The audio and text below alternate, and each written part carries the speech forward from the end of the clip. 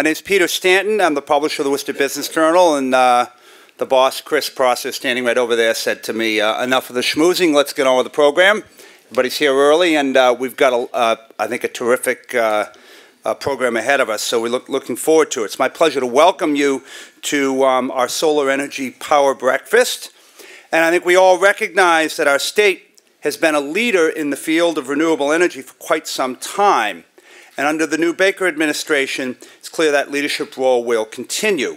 Progressive smart government policy has spurred an amazing level of private investment over the last decade or so and has helped grow a whole new industry sector in our economy. Solar has been in the lead of that drive towards renewables, and our program today is focused on the future of solar energy in Massachusetts. That conversation will be the richer because we have the Secretary of Energy and Environmental Affairs, Matt Beaton, giving our keynote address, and a terrific group of energy experts who will be part of our panel conversation following Matt's address. So thank you all for coming this morning, and I want to give a special thanks to three firms that are our supporting sponsors for this event, and they're also the three firms, I think, that are our official or unofficial greeters as you sort of came through the breakfast area. I think a lot of you folks have had a chance to network and meet them, and that is Conover & Gould Strategic Communications, National Grid, and Select Energy. So a special thanks to all three of them for supporting this event and being part of it. So I'm going to get now right into the address, to introduce the man sitting here at the table, at the head table, who's our Secretary of Executive Office of Energy and Environmental Affairs. I know in our program there's a little write-up, so I just want to pick a couple highlights from that and not sort of read the whole thing. And that, of course, is Matt Beaton, and we were speaking earlier, and I don't think Matt did get any breakfast in front of him. He was up real early, and you know, if I read these areas that he's in charge of, you can see, I said, are you working about 8 days a week? He said a little bit more, probably add a day. So, you know, he's in charge of 6 environmental and natural resource energy regulatory agencies, a real alphabet soup. Strategically, obviously, the state you know, created this position to be overseeing that many agencies so that we could really coordinate our efforts. And I think that is largely paid off, but it's a massive job to do. But I also want to say that his qualifications for the job are not just academic, because Matt is actually the former owner of Beaton Kane Construction, a green building and energy efficiency consulting company that specialized in building energy-efficient homes. So he not only knows what renewable energy and efficiency projects look like on the ground level, he also knows what running a small business is like. So terrific experience. Also, obviously, he was a state rep from the 11th Worcester District, which includes his hometown of Shrewsbury. He has a degree in biotechnology from WPI and a master's degree in energy and environmental analysis from BU, and is clearly one of those talented local college grads who stuck around and created a successful career and family life here in central Massachusetts. And he didn't have to drive in from Brookline. He drove in from Shrewsbury, which is a lot more convenient for events at the Beechwood. So please give a warm welcome to Secretary Matthew Beaton.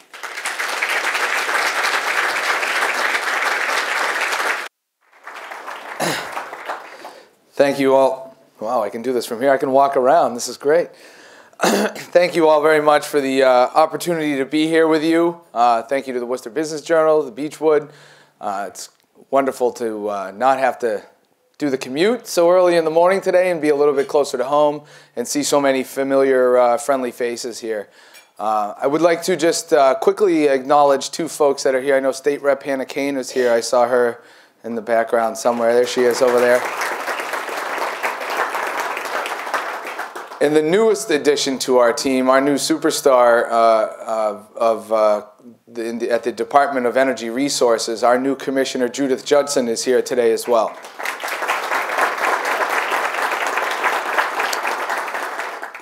And Peter was talking about, yeah, I had a little bit of an early morning, but I guess I'll give you a little insight into the Baker-Polito administration. My eyes opened up at about 3 o'clock this morning, and my head started going. Said, all right, time to get to work. So I went downstairs, got on the computer, grabbed a cup of coffee. By 4:30, I sent my first email. 4:45, I got my first reply back. The Secretary of A&F was already up in front of her computer, and then by about 5:15 my phone rang, and I started having a conversation with her, and by 6 o'clock I was on the phone with the governor.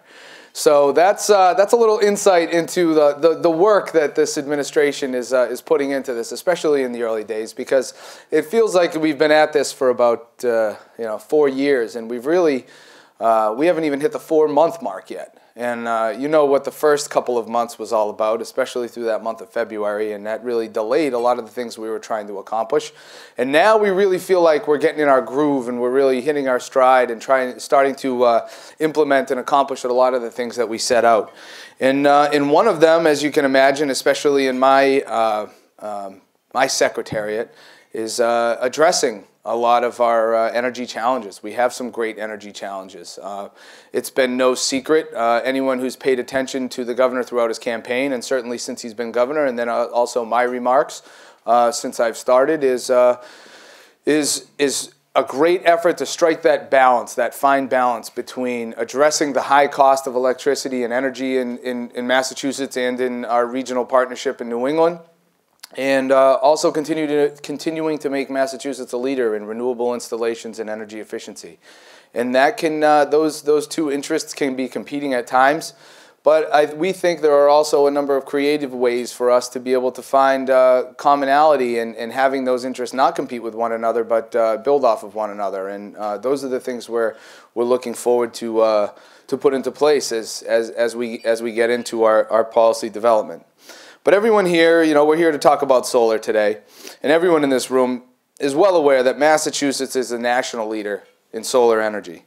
There are currently more than 368 solar companies at work throughout the value chain in Massachusetts, employing more than 9,400 people, which ranks Massachusetts second in the nation in solar jobs. In 2014, we reached a record level of 308 megawatts of new installations, ranking us 4th nationally. These statistics speak for themselves. The environmental and economic benefits of the solar industry are indisputable. That is why Governor Baker and I are committed to seeing the Commonwealth continue to be a leader in clean energy and solar power development. We are devoted to reducing Massachusetts' greenhouse gas emissions in accordance with the Global Warming Solutions Act and encouraging innovation in our growing clean energy technology sector.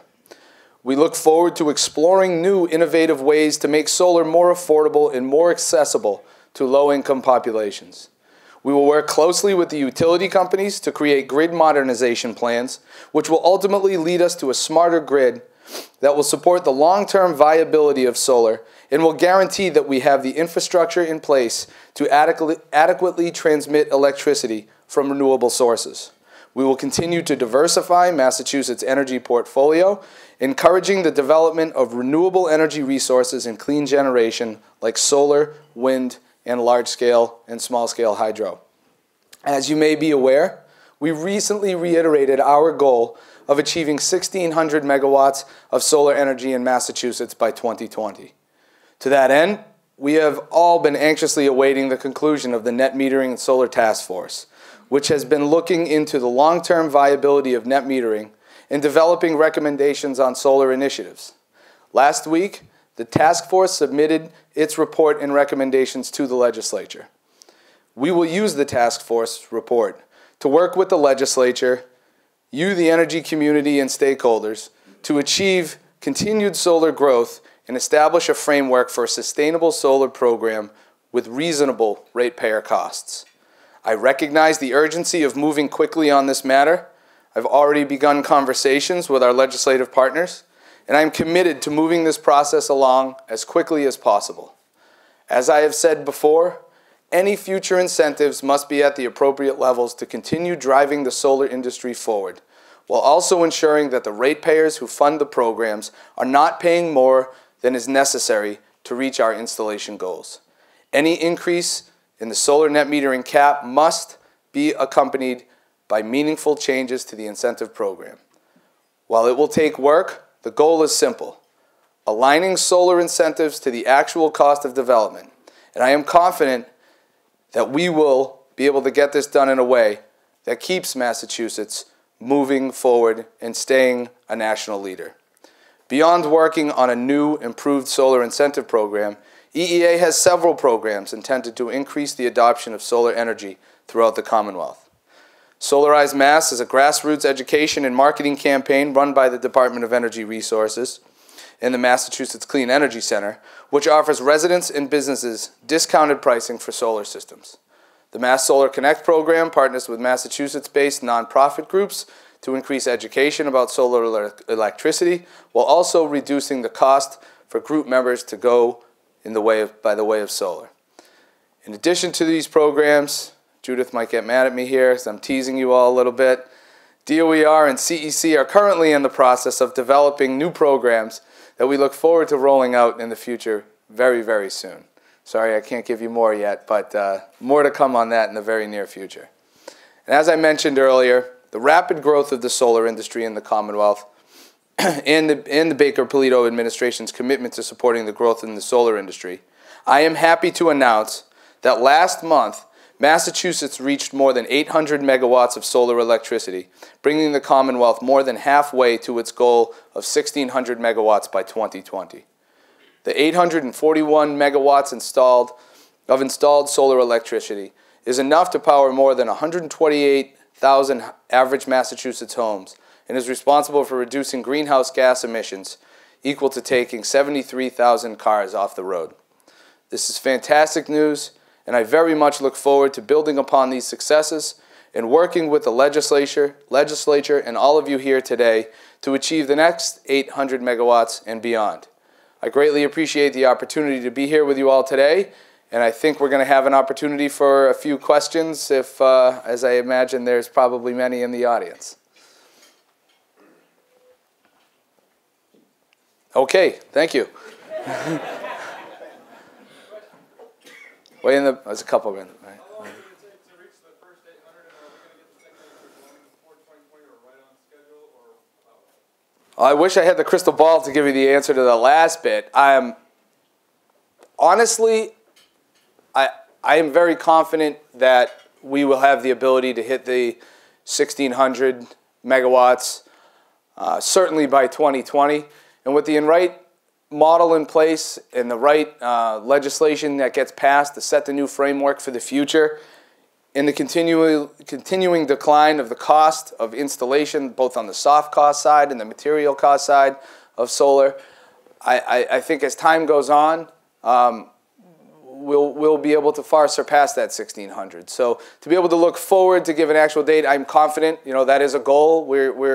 There's no point in setting a goal if you're not confident you can actually achieve it. We are confident we can.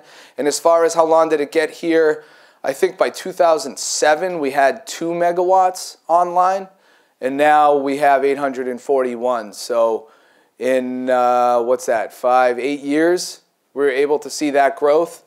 And, if you look at the trajectory that solar installations have been deployed over that time frame, we're hitting, over 300 just alone this year. So if we can stay on track there, we should have no problem hitting 1,600 by 2020.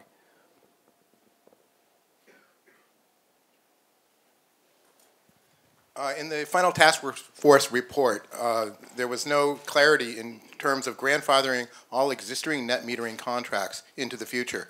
Would the Baker-Polito administration support grandfathering existing net metering contracts for the 20 or 25 years of the life of those contracts to give confidence to people investing in solar? Thank you. Yeah, we don't want to do anything, any of the policies. I'm fearful of speaking to anything specifically yet because my team hasn't even had time to sit down to actually talk about the net metering task force. But the one assurance I can give you is the commitments that have been previously made to investors and to those who have already made the commitments and taken the financial risk and made the investments. There's nothing that we are going to do to be disruptive to those. We will want to put grandfathering provisions in place to secure the investments that have been made thus far, and how that works into a program going forward in the future, what that specifically looks like, is what we're going to be getting to work with under, largely under Judith's leadership in the very near future, and developing a program that protects the investments made in the past, stabilizes the market, gives predictability for new investment to get a lot of that capital that's sitting on the sidelines, get that injected into the marketplace, and start feeding on some of the free market dynamics in there to get some of the free capital that's sitting on the sidelines injected into the industry. And that is only going to happen if we give long-term stability in projections that investors can feel comfortable with to actually take the risk to make the investment. So our main goal is to bring predictability and stability to the market to allow and adjust the incentives accordingly to be able to continue. And as the market reaches a level of maturity, we're continuing to provide the right amount of incentives to keep a productive market-based system thriving in Massachusetts.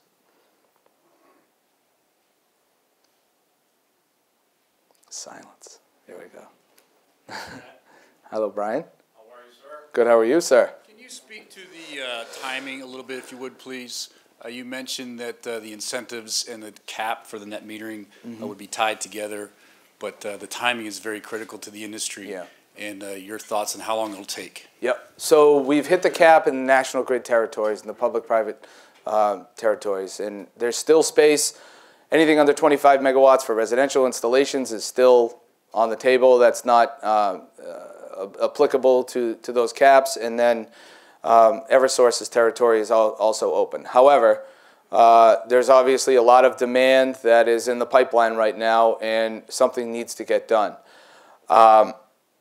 Conversations with the problem that got us, the reason we're kind of here where we are today is we keep, everyone I'm sure followed the legislative cycle last year. We were close to getting somewhere with a bill, and then there was that uncertainty which led to the task force and an ultimate of kicking the can down the road, raising the cap. If we keep doing that on an annual basis, that doesn't give us exactly what I spoke to with the last question of that stability and that market certainty that's needed for the industry. So while we recognize the need to raise the cap, in an ideal world, we could work fast enough with the legislature to develop a long-term solution to this problem that doesn't have us returning year after year to just simply raise the cap and raise the cap and raise the cap, and finally address this once and for all. This obviously hasn't caught us by surprise. We're well aware that this issue was on the horizon. We're working with a number and listening to a number of stakeholders and people in the industry, and would love to hear some of the real-life examples of the financials. Obviously, we want to have this solution done, fixed as quickly as possible. But unless we, I'm not going to say anything is off the table, on or off the table, as far as a cap raise. Nothing is completely off the table. But we're leaning towards trying to find a long-term solution before having to just raise the cap on any one project area. So time will tell that story, I think. But having the conversations I've had with the legislature, there doesn't appear to be too much of an appetite to just immediately raise the cap, but more of a motivation to actually address the underlying issue and find a permanent solution to this problem. But we may be forced with having to come up with some other creative solutions if we can't come to terms on an agreement sooner than later.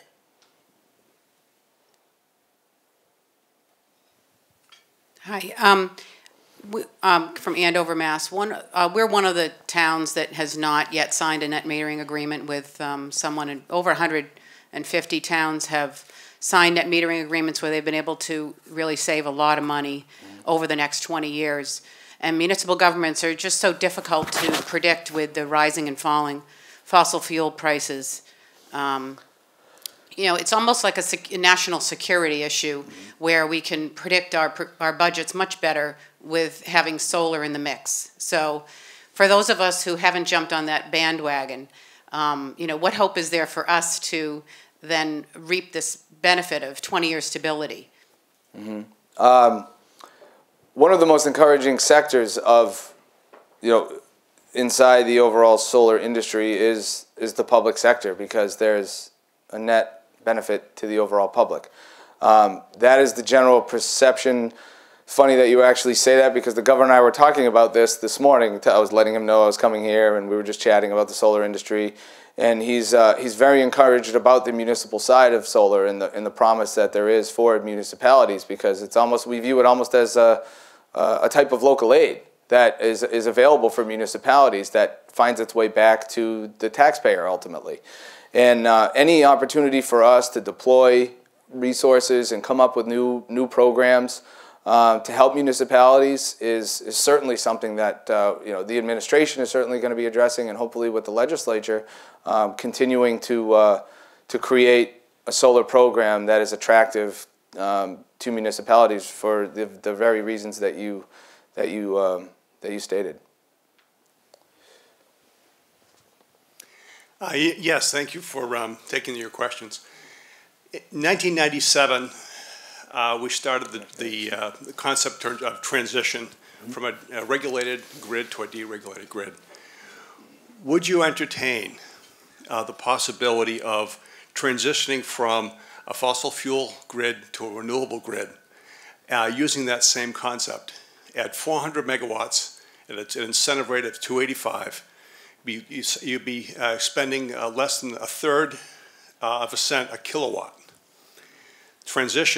The transition cost from the grid started at nearly a penny and is tapering down to nearly zero. At a third of a cent a kilowatt hour, that would equal about 2 cents over 10 years for the ratepayer. They're spending more money today with a 30% increase of fossil fuel. And so I think that you've got a fair framework, and it would also give you the ability to discuss with the grid about making the grid more responsive to distributed generation from batteries, from smart grid. Mm-hmm. So would you entertain that concept of transitioning from a fossil fuel based grid to a renewable grid? Yes, I think it's essential that we do on a long-term basis, and the proper planning has to go into place. We're currently, right now, we have an open docket at the DPU that is requiring the utilities to submit a grid modernization plan. And as we go through that process, this is the overall goal. It's basically an opportunity for us to smarten up our grid, to be able to get our grid ready and evolved to be able to deal with the challenges of distributed generation. When I say challenges of the incorporation of distributed generation into an antiquated transmission system and distribution system. So that is definitely front and center when we look long-term in the future of our grid and the future of our energy generation, the direction that we have to be headed in. How quickly we can get there is, and as technology develops with storage and all the various technologies that are coming online now, just to see some of the work that's being done. I toured Greentown Labs yesterday, and just to see some of the storage projects and some of the things that we're so close that are just going to be transformative as we evolve into a smarter grid, are all going to be able to play key roles in how we as an administration can start setting the tone, whether it be through pilot projects, investments in infrastructure, and working with the utilities to make those investments in the infrastructure is all going to be key to getting us there. And unfortunately, we can't flip a switch on this stuff, and we have to look at it both short and long term. And your comment on the 30% increase from the traditional fossil fuel generation is there's a lot to that. And we did a lot to address that going into this winter, and should hopefully feel the effects next winter, that we don't see as big a price spike as we saw this year, which was a reflection of the previous year. But you touched on another really important piece of it. It's working with ISO, working with FERC, and starting, especially for Massachusetts, when you look at our regional New England energy market, being over 50% of the load, we have a very influential voice in that conversation, and we need to start having that conversation with ISO, saying this is what we want. we want to see, we want to see some work on your side of the table to start incorporating distributed generation. And my phone's ringing down there, sorry. And we need to, it might be the governor, actually. Oh, it's my wife. Great. It's even more important. Yeah. Oh, my mom. Jeez, that's the third time she's called me this morning, actually. Yeah, let me actually get her. She can say hi to everyone. Yeah. It's actually literally the third time she's called me this morning. But love her. But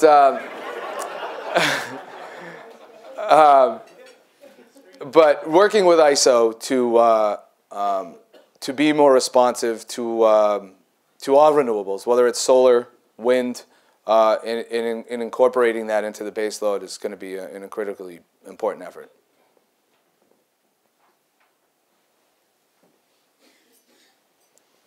Is that Ben?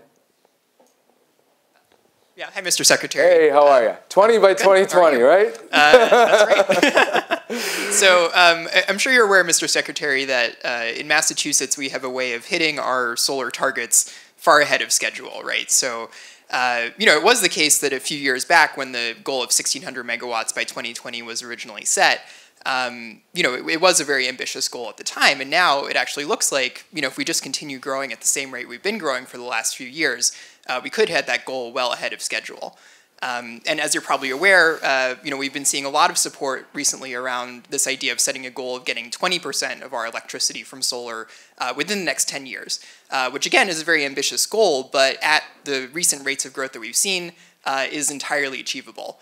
And so far, more than 350 city and town officials from across Massachusetts, more than 560 small business owners, most of whom are not directly associated with the solar industry, have expressed support for this idea.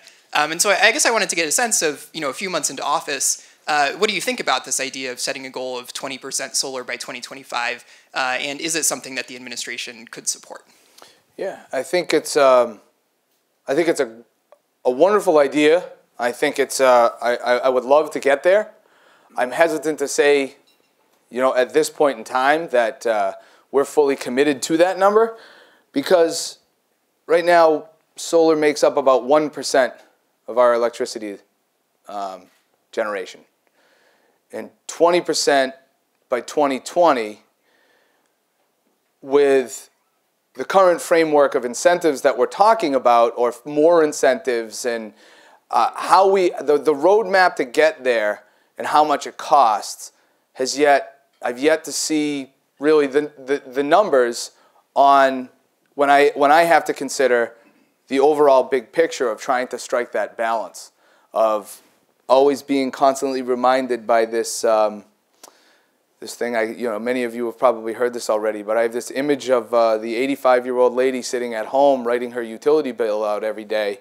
I need to be conscious of her on a fixed income and the cost of these programs, all of these programs that we have on the average ratepayer. And that is why anything that we can do to provide market-based incentives to the industry to be able to fuel this, those are the things that we really want to be focused on. And recognizing the cost to the ratepayer with all of this. So while I want to be as aggressive as possible with meeting a goal of 20% by 2025, I also have to address the cost associated with that to business, to homeowners, and to the overall economy, because we're trying to strike that fine balance of installing as much renewable energy, incorporating as much demand response, working towards as much energy efficiency as possible, with the ultimate goal of meeting and beating our Global Warming Solutions Act, but at the most cost-effective way possible. So if you can prove to me that we can do that and we can work together over this process, I would love to work with you in accomplishing that goal. And I look forward to the conversations. But as of right now, when I look at the big picture of the challenges of striking that balance, I can't get my calculator to add up just yet. And would love to say yes, But that is the challenge and the task that I have been given by the governor and by the voters of the Commonwealth to try to accomplish, and need to set forth on making that a reality. One more? Sounds good. Joe Fiore with Nexamp.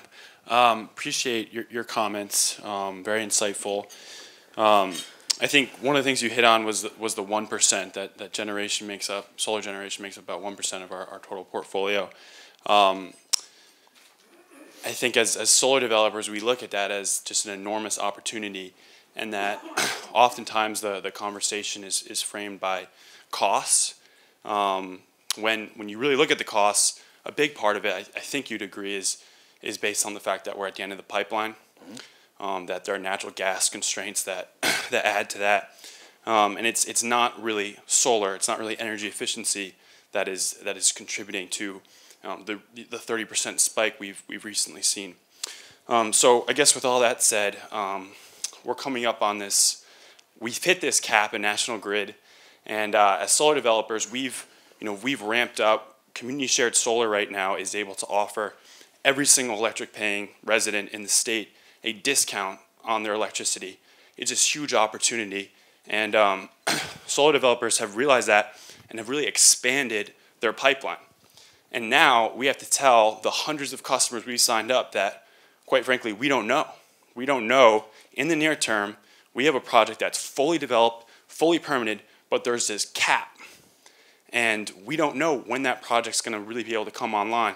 So in the near term right now, huge sense of uncertainty, ambiguity, and really we just look for leadership to kind of bring us to this near term solution with this agreed upon idea that a long term solution needs to quickly follow. Yeah, and I think you really nailed the point, and there's probably no one in this room that wants to get to that place more quickly than me, because you can imagine the headaches it brings for me. I recognize the issue. I hear it loud and clear.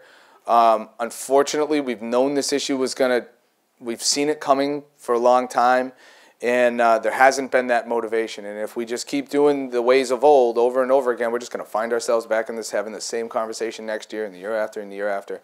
And we need to find that long-term solution. How we get there, because we're so early in the process, I don't want to close the door on saying there's no short-term solution to get us to a long-term solution. I don't know what that's going to look like yet, because we're just starting the conversations with the legislature and with all of you, and we need to get there. We recognize the uncertainty on on the financial level for investors, on the companies that are doing the installations, the disruption that this has on your business model. I get that loud and clear and want to see a solution as quickly as possible. But it stresses the importance of why we need to find that long-term solution, because without it, again, we're just going to be revisiting the same conversation. So I can promise you that leadership to get to an answer as quickly as possible. I'm unfortunately, as much as I would like to be the sole authority on that solution, there's also a Senate and a House that we have to work with to develop that solution, and and I look forward to that opportunity. One last thing, if I may, really quickly, you brought up a really interesting point that I just wanted to touch on, and it really kind of speaks to the diversity and the complexity of the overall energy dynamic that we are all working within. And just 2 weeks ago now, I went down to Hartford with Governor Baker, and we met with all of the 5 of the 6 New England governors and their respective energy managers to discuss the complexity of the issues. Certainly driven by a number of factors, whether it was capacity constraints in natural gas, whether it's LNG availability, whether it's oil prices, weather, the number of factors that go into these violent spikes in volatility that we see in the wintertime in our pricing. And consistently across the board with every New England state, certainly with our governor as well, the number one, I shouldn't say the number one, collectively the 2 things that are happening side by side are this commitment to renewables, while also addressing that price, the cost of electricity in our region. And the governors came to an agreement on trying to work collectively, individually in each state, to do what they have to do in each state to work towards this common collective effort to try to recognize that a natural gas pipeline is a short-term, it's a long-term, but really the short-term bridge to get us to a more renewable future, to address a lot of the constraints in the pipeline, to stabilize those peak times. But also, as much as the conversation was driven by the pipeline, it was also a recognition of the importance that renewable technology, that all the things that are coming, demand response, energy efficiency, are all going to play an important factor on shaving off those peak times. And as we smarten up the grid to be able to take on a lot of this new technology, we're going to be able to get there together. But the overarching theme in all of the conversations that we've had, and certainly with Governor Baker's priorities, is a diversification of our portfolio and a diversification of our strategy to get there. We're not picking any one way, any one technology. We look at all of them as being viable pieces to the overall solution, and we're going to try to take as diverse an approach as possible to get us to be in a more clean, renewable future as quickly as possible. All right? Thank you.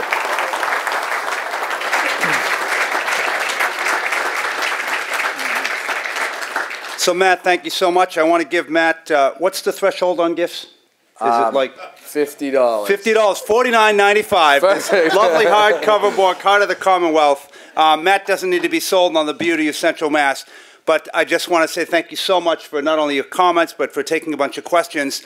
We're very pleased to have Matt, since he got up at around 2:30 or 3, as our breakfast speaker, and I hope you don't have an evening address this evening. Yeah. So, anyways, thanks so much. You bet. Thank you very much. Now call your mother.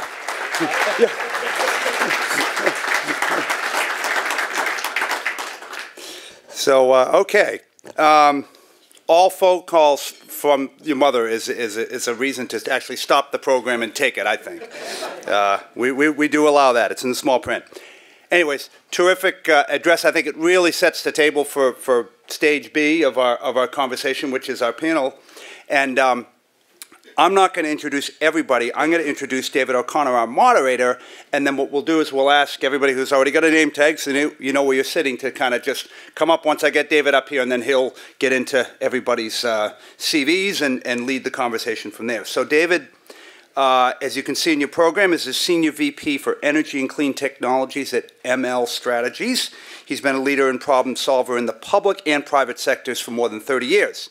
He served as Mass Commissioner of Energy Resources from 1995 to 2007, and during this time he developed and managed many of the state's energy policies and programs, including a historic movement to expand the use of clean energy. In his private sector work, David helps energy and technology companies expand their markets and turn emerging public policies to their advantages. While incentives shift, and it sounds like they're shifting, it sounds like he's on top of the game. His clients include energy efficiency services, wind, biomass, renewable energy power plants, as well as transmission and smart grid technologies and low-carbon fuel providers. As a man with his finger on the pulse of the energy markets, David's been an invaluable resource for us at the Worcester Business Journal in programming both our Energy Summit, which is an annual fall event, as well as our solar events. So thank you, David, for your many contributions and for being the moderator of this morning's panel. David O'Connor.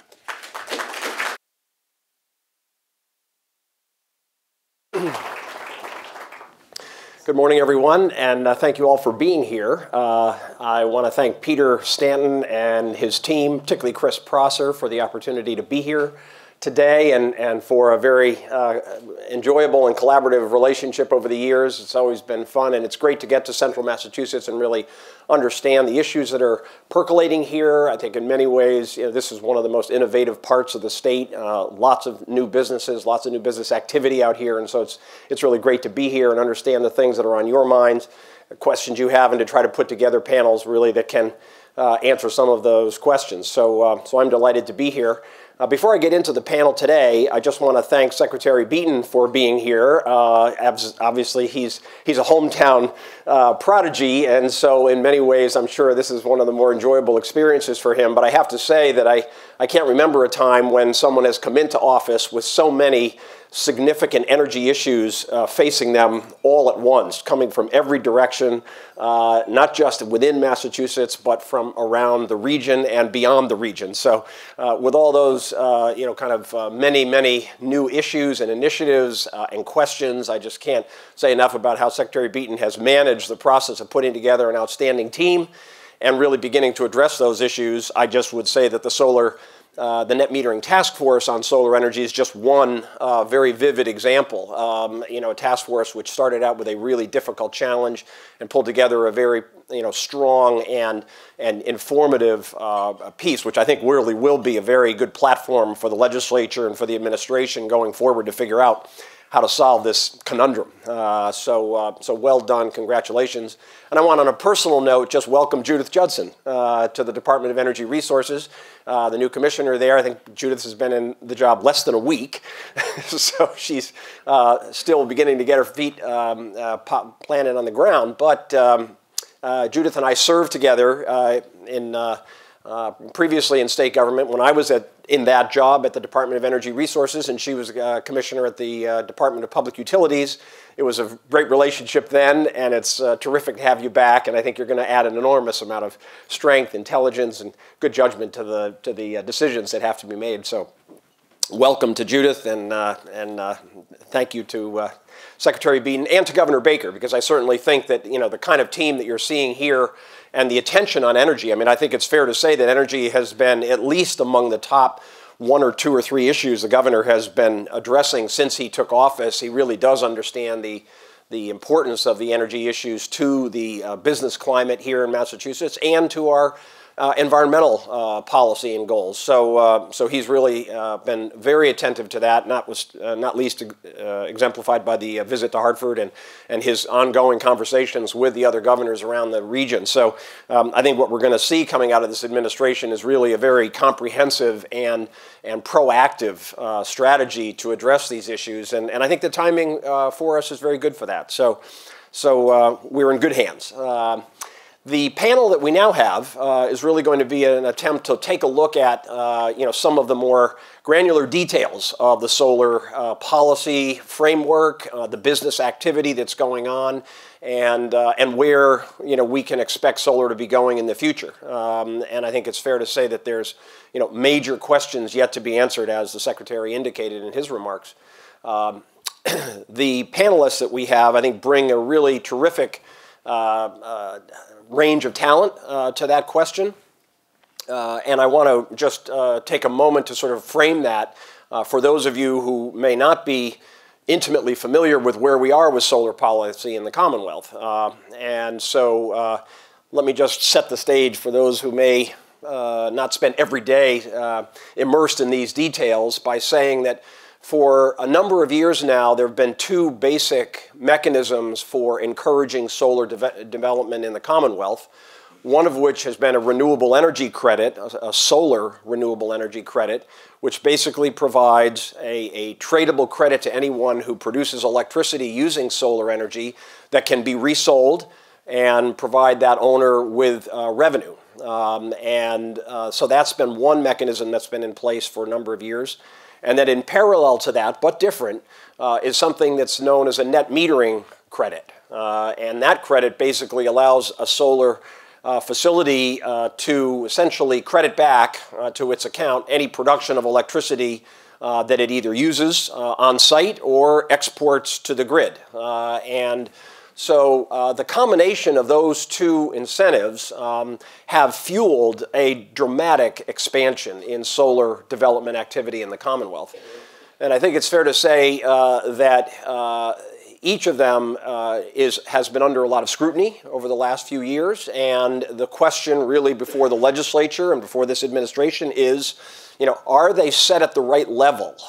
Have we got the right incentive to get the amount of solar energy that we collectively want to have here? And I think what we're going to hear today are some arguments about that, some discussion about that is what I mean. And I think that's one of the questions that we're going to have to look very hard at going forward in order to get an answer to what the solar policy should look like going forward.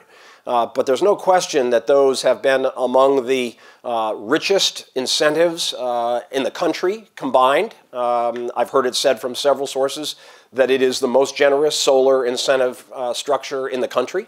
And I think it's not then surprising that we have led the development on a per capita basis. I think we have had the most solar activity of any state in the country. So in some respects, we are getting what we have been paying for. And I think we're now at a point where the question is, what should we be paying for this going forward? And of course, part of that question has to be framed by what does it cost now to develop solar energy as compared to when these policies were put in place. And I think it's fair to say that at least with respect to worldwide prices for solar panels, the cost has fallen quite dramatically. Scale economies, manufacturing of solar panels has really allowed for significant efficiencies in the manufacturing process, new materials and so forth. And all of that has meant that at least on the hardware side, solar costs are quite a bit lower now than they were even just 5 years ago, and much, much lower than they were 10 years ago. So we do have kind of different facts on the ground that I think policymakers need to take account of. At the same time, going along with that, we have seen an explosion in interest and enthusiasm by consumers to install their own solar systems, to be able to generate on site, or if they can't do that, to take advantage of nearby solar systems through some form of community shared solar and so forth.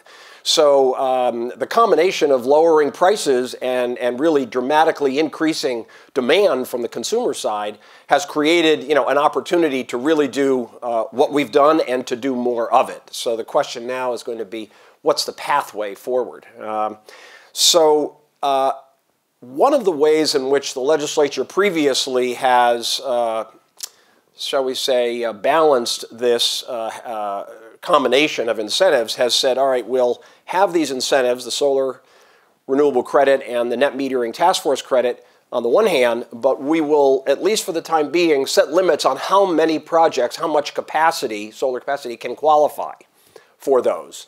Now, small projects, residential projects of 10 kilowatts and so forth in this range are not counted against those caps. But big utility scale projects are counted against that cap. And as we've heard, we're approaching or at that cap in various places around the Commonwealth. And so the question now is, does that cap get increased? And what we're hearing is a strong chorus of voices on the other side saying, if you're going to increase that cap and allow more projects to qualify for these incentives, the incentives themselves need to be restructured. They're not sustainable. They're not needed at the level that they're at. What's going to be the long-term pathway for these incentives? So that's the debate that really is now playing out that the Secretary alluded to, and that I think our panelists and many of you will be participating in the near future.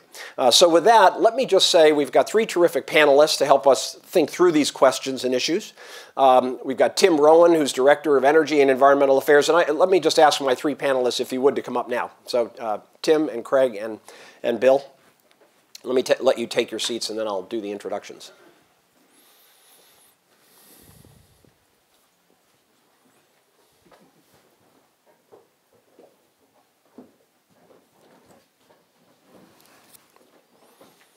So Tim Roughan is the Director of Energy and Environmental Policy for National Grid. He's worked for National Grid for 32 years.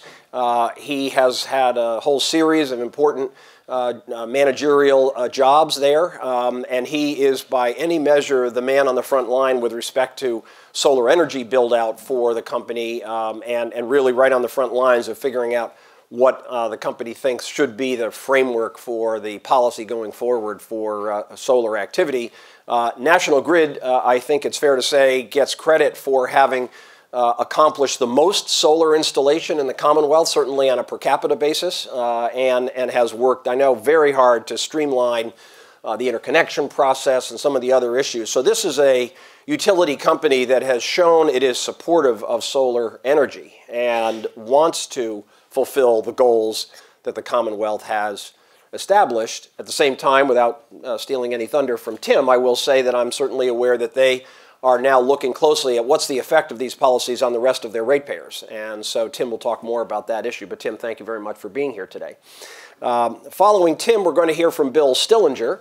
And Bill is a friend and colleague of mine.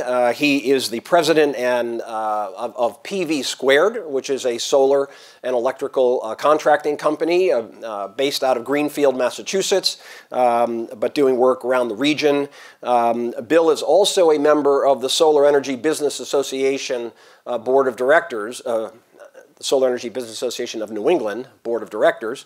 And in that capacity, Bill was the designee from that organization to represent it on the net metering task force over the last 6 months. So he's been deeply involved in sort of the long discussions and technical analysis that contributed to a very large report. So Bill, congratulations on making it through that arduous process and for your thoughtful participation there. It was very helpful. Thirdly, we'll hear from Craig Huntley. Now, Craig is the founder and chief development officer of Select, a solar energy, commercial solar energy and financing company based in Hopkinton. So also locally. But Craig brings a very interesting background to his current role because for many years, I think 25 years or more, he worked in the financial services industry, in banking and with Fidelity, and as such, you know, I think brings a deep expertise to the issues around how you finance a capital-intensive installation. So I think he's operating a company right now that is very much concerned with these issues, but I think he brings an interesting perspective from that professional history, and we'll be looking forward to hear from you. So with that, let me begin by inviting Tim to sort of kick it off. And what I've asked each panelist to do is to talk a little bit about their company and what it does, what role it plays in the solar marketplace. And then what are their company's perspectives, if you will, on the current situation and the pathway forward for solar. So with that, let me invite Tim to take it away. Great, thank you. Thank you, David, and thank you to the Worcester Business Journal, as usual, Peter, as we've been here a number of years in a row here. National Grid, as you know, is your local electric light company, and I first want to thank everyone for paying their bills on time. It's a very good thing. We enjoy that when our customers pay us like that. We've had a long, long history with solar. I mean, I got involved with solar back in the mid-'80s. Some may recall a fellow who used to work for us, John Brazzura, who actually was a pioneer in a lot of things around the solar thing. For example, the UL certification is something he worked tirelessly on in terms of some of the IEEE studies. We were the first utility back in the early 2000s not to require a disconnect for small residential projects. So we've had a long, long history. We have currently a project we're working on now called Phase 2 Solar, which is all about the research and development of how we can use and monetize the value that the incredible amount of solar that's currently on our system has. We have over almost 400 megawatts on our system here in Massachusetts right now. And we need to figure ways to use that system in ways which benefit all of our customers. Because ultimately, with that sort of capacity on the system, you know, we have about a 15 gigawatt or 15,000 megawatt goal in Massachusetts, of which Mass Electric, National Grid Massachusetts is about 5 gigawatts of that. And with 400 megawatts of solar, it doesn't sound like a lot. But when you look at days like Sunday, which is a nice sunny day here in early May, our load on our system was probably only 2 or 3 gigawatts, but we still had 400 megawatts pumping out. There are certain parts of our system that are already being stressed by the amount of solar in the area just because there's so much in certain rural areas on our system. We can handle that. That's why we do those impact studies. We do all the interconnection work to make sure we can put those systems in safely and reliably, and so those systems can operate properly. But we do have to recognize the max output of solar does not match the peak hours that we see here in Massachusetts. And as a matter of fact, depending on what study you want to look at, it can be anywhere from as low as 25% of the nameplate of solar to as high as 40% of the nameplate of solar that we actually see on the system in terms of contributing to the peak loads that we see out there. So it's really, really important as we work forward with solar and with the R&D we're working on our phase 2 project and our smart energy solutions pilot we're doing right here in the city of Worcester, which is really our first grid model, our first work at a smart grid here in our system with 15,000 customers with advanced meters and with automation on the system that can remotely switch parts of the system on and off. So we're learning quite a bit there. We finally kicked off the various types of rates our customers can get under that here in Worcester. But again, when you get into the solar industry and why folks are so aggressive with solar, we made the goals. I mean, people remember the 400 megawatt goal by 2017, which we hit years ago. Right now, we've got the 1,600 megawatt goal by 2020. I predict clearly we'll meet it in the next 2 years. It's just that simple. At 300 megawatts per year, it's going to be met very, very quickly. What we really have to look at, though, is the fairness of those costs of those solar projects to the ultimate customers who pay the bills. The Secretary talked about the 85-year-old grandmother. We really need to understand those concerns as well. We also need to recognize how much the value of solar is actually being returned back to the citizens of the Commonwealth. The Green Communities Act, when it put in this particular clause about net metering, made it crystal clear it was for the benefit of the customers here in Massachusetts. And when I look at offtake agreements where the end-use customer is only seeing 2 to 3 to 5% savings overall, that surprises me. Because when I look at the value of solar, I want to see our customers in Massachusetts getting that benefit, and that benefit not going to other developers out of state.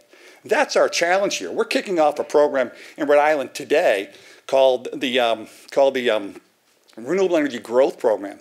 It is a competitive bid program. We've got clear facts on the ground in Rhode Island that we can purchase large amounts of solar for half the price or less than we get in Massachusetts. And it's critically important that we balance those value streams so that our customers will pay their fair share for what needs to be done, and we don't stop what's right now is a huge solar market. You know, our National Grid, our Massachusetts affiliate National Grid just won an award from SEPA, the Solar Electric Power Association, for having the 5th most solar installed in 2014 with something like about 130, 140 megawatts in our system alone. So we really need to understand that we're very aggressively working to try to balance the solar industry needs against what our customers pay. Because again, when we can look just south of us and see dramatically lower costs for solar, we really have to open our eyes. And our friends in Connecticut also have much lower costs for solar projects and the cost to the ultimate customers than we have in Massachusetts. There's a lot of competing interests for the money on the electric bill. The smart grid pilot we're doing here in Worcester right now, there's talk, you know, we do have a filing due in early August for our grid modernization. And in that filing, we're talking about upgrading the grid, potentially providing metering for all customers, which is much more granular. Folks can potentially different pricing schemes. So balancing the costs of all these programs is important, as we also need additional funds to upgrade the grid. One last point I'll make before I step down and take questions to let the other panelists talk is the severe disconnect I've seen for many years in the solar industry. We talked last year in the original negotiations on the solar bill about requiring, not just proposing or suggesting, requiring significant energy efficiency to be done at any facility in order to get the maximum solar benefit. What we're missing out on here in the state of Massachusetts is the first fuel, which is efficiency. We are one of the leaders in efficiency in the nation. However, there's a lot of people who are putting in solar where they're not doing the efficiency. And we really absolutely have to step through that first phase to get as efficient as we can at that facility, and then right-size the systems that need to serve those facilities once that's been done. And that's a serious, significant problem that we have currently here in the state. And we need to connect those dots much more effectively going forward in order to actually bring those benefits to our customers. But looking forward to the questions, and David? Great, thank you. Thank you, Tim. Provocative comments, and we'll be looking forward to getting back into them. Bill Stillinger, come up and give us your thoughts, perspective from as the operator of a solar business. Thank you, David. Thank you to the Worcester Business Journal for having this. This is a vital discussion in public policy going on at the present time. I can't think of anything more important. But to begin with, my company is PV Squared. It's based in Greenfield. It's a small business. We struggled for years to get to be called a small business. Founded in 2002. And mostly we do business on the other side of the Quabbin Reservoir from Worcester. But I was fortunate enough to be appointed to the Net Metering and Solar Task Force last October. We completed our report work on April 30th, and it's a massive document, and I won't take you through page by page on this thing. In fact, I probably haven't done it myself. Certainly have memorized it. But it, as I think David said earlier, it lays a very good foundation for the work that needs to be done. So first of all, let me just talk not so much about my company. You can see us on the web whenever, PV Squared. Just Google it and you're there. You can use this to advance the slides. Thank you. Good. The solar industry in Massachusetts pretty well matches what Secretary Beaton said before. There's 841 megawatts. That's a number that changes every 20 minutes. Installed, I have over 800 megawatts on my slide, 800,000 kilowatts. But the important thing is that it is in large part an industry that is comprised of very large companies on one hand and very small companies on the other, electrical firms in Worcester or Shrewsbury. 1,400 solar businesses in the state of Massachusetts. A lot of them are quite small and we hope growing. It employs 12,000 people in the state of Massachusetts, and that's a good thing. These are real jobs. That's Toby with the sunglasses there. He's a homeowner, a family man, and he loves being on the roof, and I don't want to see him laid off or fired because of we need to rethink solar policy. It's very important that continue. That's a rooftop in Amherst, by the way. I think my principal point is that we need to take care of the existing projects that are online. They need to be grandfathered as we go forward in terms of their ability to take advantage of solar renewable energy credits, SRECs, and their ability to net meter.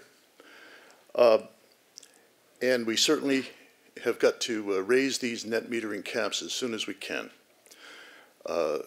To lose the momentum is going to be a very difficult process to try to regain it. And despite the impacts on, at least the alleged impacts on ratepayer costs, this is an important point that we, as solar businesses, don't want to see that momentum get lost. The task force itself had 17 members, representatives from government, from regulation, from the legislature, from solar companies, and from industry representatives. Although we did a huge amount of work, we did not reach consensus on what the long-term solar policy ought to be. I could go on for 10 hours to explain the ins and outs of the disagreements, but I'm not going to do that, so much as to say that we tried to take sort of simplified positions for the legislature to consider in this session and the session beyond. So the focus on solar policy really goes back to the legislature at this point, and I'm hopeful that cool heads will prevail and we'll have a fine future for everybody. I will quote a couple, if you're into reports, I will say take a look at page 207 of the report. There's a wonderful graph there. that clearly lays out the fact that the benefits that the citizens of the Commonwealth gain from solar energy far outstrip the costs that the projects lay on people. Page 207. Also, slides 101 and 102, if you're taking notes, worth taking a look at, because it's supposed to be a graph of the total cost of electricity that ratepayers see and how much you pay for natural gas and other energy, how much you pay for fixed costs, transmission, distribution, conservation, and renewables. Well, the renewable thing, in most cases, you can hardly see it on this graph. So take a look at slides 101 and 102 in the consultant's piece of this task force report. So finally, CBAN itself, which is sort of a nonprofit member-based trade association, really approached these policy discussions with three guiding principles. Number one, what we're looking for is pretty much what I thought Secretary Beaton was talking for, a stable, self-sustaining market for solar in the Commonwealth. Number two, to have equal access for individuals, for organizations, and for the communities, community-shared solar particularly, to have access to solar energy. It's so important. When last winter we had a $3 billion increase in costs for natural gas in 3 months. That's a lot of money in a short period of time. Solar doesn't do that, and so I think it's important to have that equal access. And finally, we also acknowledge that there are costs that need to be reckoned with, that all electric ratepayers should pay for their use of the distribution system, for the so-called electric grid. That's just a question of common sense and equity. And these principles that we've adopted here, I think, can serve us in the long term as well. As the grid gets modernized, we need to ensure that everybody's paying for this use of the grid of the future. So thank you.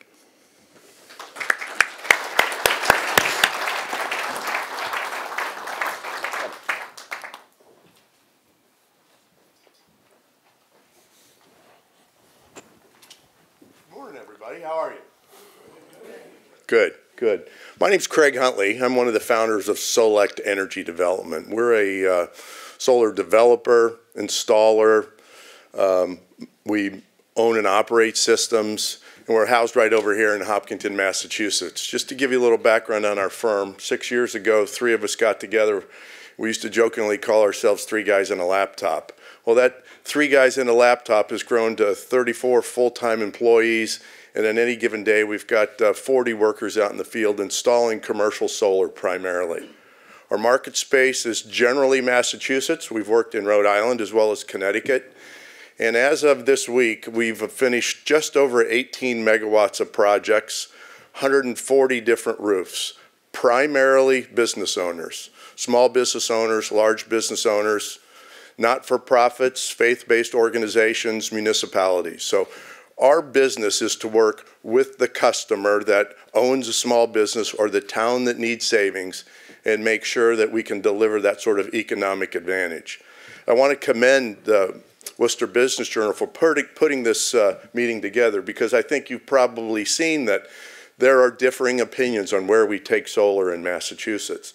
What I think Select represents, candidly, is that we represent the business owner that's actually made the economic investment, the church, the faith-based organization, the municipality that's made the investment to go solar for a lot of reasons. What they start out with is the green that you sort of fold in your pocket, the green money side, and that really motivates decisions and processes.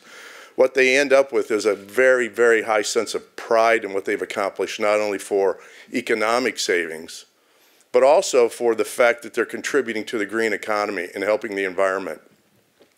I was talking to one of my customers the other day, and his comment when we were going through the development process was he wasn't particularly interested in the technology. He wasn't even particularly interested in what it did to his roof. The economic drivers of why he wanted to go solar to reduce his costs were the reasons he was making his decision. made his decision, installed the array. All of a sudden, he had some of his employees walking in and saying, you know, I'm really proud that I come here. I'm proud of what we've accomplished as a company in contributing to the overall environment. So as I think about Select's positioning, particularly in this group of speakers this morning, we are really about representing the business owner, the small business owner, and why they came to the table and considered solar. I heard a reference a minute ago that, you know, stable costs. We sort of jokingly say the sun doesn't raise its rates. So as you think about that, when you go and invest in a solar array through a number of different investment structures, you can plan on predictability and you know, dependability and what that economic advantage is going to be to you. So I really want to point that out. Secondly, one thing that's been lacking quite a bit in this conversation, and not in a derogatory way, but the economics are driven by not only the electric savings, and you've heard the term SREC, but they're also driven primarily by tax savings. The federal government provides a 30% tax credit. They also allow you to depreciate the expense that you've incurred in an accelerated way. What's important about that, and what makes timing so critical, is that tax credit's due to expire at the end of 2016. The 30% tax credit you get for the investment that you make will go down to 10%. So at the end of 2016, the economic structure of the reason that you invest in solar changed. So as we go through this process of evaluating the net metering, you've heard that term, or the SREC system, recognize that at the end of the spectrum is a wall. It's 2016. It's a 30% tax credit. For those of you small business owners, property owners in this room, think about how you deploy a 30% tax credit against your other income sources. Think about how you use accelerated depreciation. The economic return of a solar array is partially SRECs, partially electrical offset, but it's also the tax incentives attributable to the array that you built on your roof. And we have a wall that currently, the way the federal legislature is working, we will hit at the end of 2016. So as we contemplate changes in subsidy programs at the state level, we have to do it with an eye towards understanding what's going on at the federal tax level as well. Because we don't look at these things independently. Collectively, we look at them as the reason you make a solar investment. Also wanted to point out that, you know, I think as we go out and talk with customers, with very few exceptions, they don't ask us about the racking systems that hold the panels that, you know, that then transfer the power to the inverters. They want to know what it's going to do to the economics of their organization or what the investment return is going to be. And we spend a lot of time making sure that they understand that. As we go through this evaluation of the cost of the system to the state and the ratepayer and the benefit of the system to the state and the ratepayer, we need to recognize that there's a balance there. I think Bill referenced that the balance in the report on page, I think he said 207, showed that the balance was that the benefits of installation of the system outweigh the costs. I have to admit I haven't gotten to page 207, so I'll take a look at that when we get back. But I believe it's a 500-page document, if I remember. So it's great if you have trouble sleeping, and it's also you know, something that we really need to dedicate to memory. So Select is about taking care of the business owner, the building owner, and the corporation that's trying to make a decision to save money, to make a commitment to the green energy, and to be involved in the local economy. I love to hear the numbers about the number of employees that work in this space, but I hear that 9,000 and I immediately think 40,000. Every one of those 9,000 has a wife, a father, a mother, a brother, a sister, kids. So we're talking about extending to a much broader range than the 9,000 or 12,000 that actually work in the industry. It's a much broader impact on you know, the benefit to our economy. So I look forward to taking your questions and talking with you afterwards if appropriate. Thank you.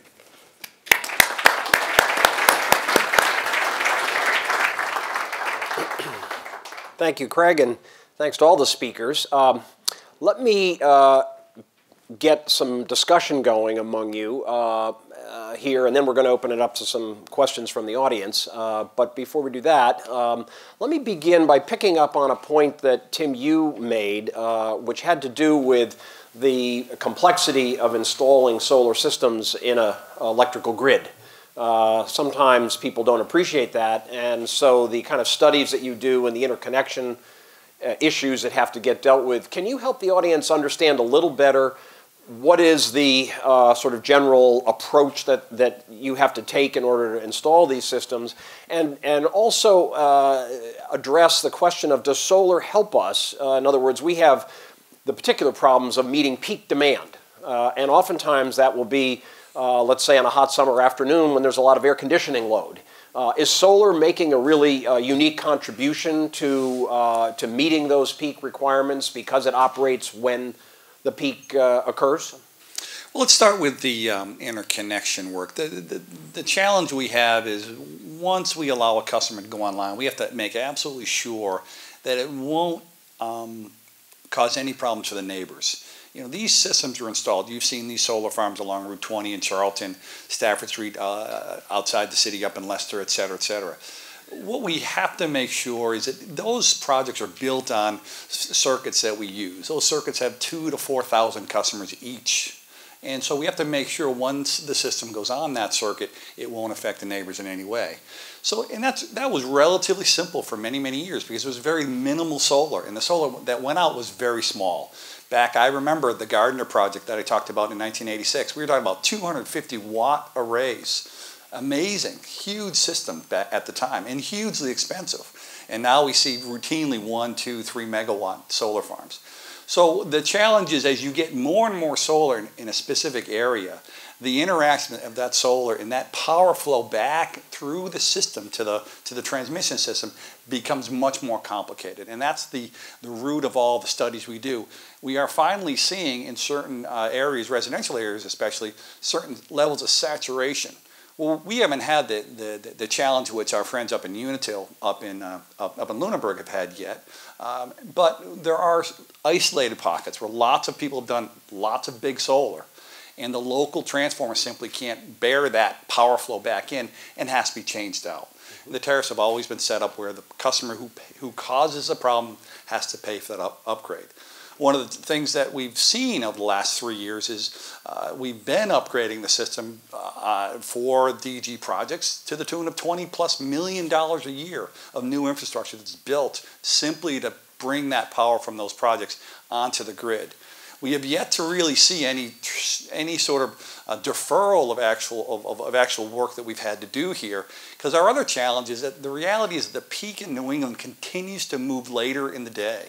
It used to be a 2 o'clock in the afternoon peak. It really is moving to a 4 and 5 o'clock in the afternoon peak, and we expect it to move even later in the day because none of us want to go to bed on a hot bedroom on a hot summer night. And so the peak really, in many cases, can be as late as 8 or 9 o'clock at night on certain areas of the system. So there is value to this, as the solar produces its max output around 12:30 in the afternoon, there's some value there, and it will reduce loading on the lines. And the whole issue around the electric system is to reduce heating of the lines. And so if you can provide that value, even for a few hours, it does provide some value. But in terms of peak reduction at that 4:30, 5 o'clock, 5:30 p.m., you know, you're only seeing 15% or so of that nameplate capacity of the solar. So it is there, but we have to recognize when you look at a 1,600 megawatt statewide goal, really you're looking at a peak load reduction of something around 25% of that in terms of what the system sees and the system benefits by in terms of potentially reduced transmission distribution costs and also potentially reduced capacity costs in the larger markets at the ISO New England. There's been talk lately about the combination of solar with battery technology, the possibility that when you could essentially produce electricity when the sun is shining strongly, but store it in batteries and then use it at night and so forth. What is the state of that technology? Is that something that's on the near horizon? Is that coming, or is it really a distant dream? The good news is, we all heard the Tesla folks announce their $350 per kilowatt hour battery, right? The 10 kilowatt hour battery for $3,500. It doesn't include installation or the inverter, so you're really talking closer to a $500 per kilowatt hour battery, which is about half the price of what you can buy today. So it is a huge advancement, and we expect that to continue, because what the real value stream is, batteries can be really inexpensive if you take a used electric car battery and use it for solar storage, because that electric car battery, at 80% of its life, it can't be used for cars anymore. But there's still a lot of life left to that, and that's where I think Tesla's working. A lot of people are working on that sort of thing as well. So potentially lower cost batteries, used car batteries, essentially the lithium ion used in the Prius and those types of cars, and the Volt, et cetera, could be then recycled, if you will, repackaged, and I think that's where the price is down. Interestingly enough, about solar, what's really going on in some of the bigger markets like California, there's talk about actually charging the batteries in the middle of the day. Because there are some places, and as I mentioned earlier, Sunday was a great day where we had lots of solar, but the system can handle it, it's fine, but in point of fact, maybe we should charge the batteries at that 12:30, 1 o'clock in the afternoon time, and then use it and discharge it out to the 4 and 5 and 6 o'clock at nighttime. And that balances the load curve out there, which obviously is better for systems if they can run at a more constant level. Mm-hmm. Good. Let me pick up on another point you made about energy efficiency and how it makes a lot of sense for customers to do energy efficiency before they put in solar. I want to turn to Bill Stillinger. Bill, and ask you, what's your experience with your customers? Are they doing energy efficiency before they put in solar? Do the economics of energy efficiency make enough sense that it really is something they consider before solar? And do you feel that it's a part of your business model to encourage that, or is that really essentially somebody else's problem, and your focus is the solar installation? Well, is this on? Yes, okay. It is. The answer is yes. Almost 100% of our customers have already become energy conscious before we even meet them.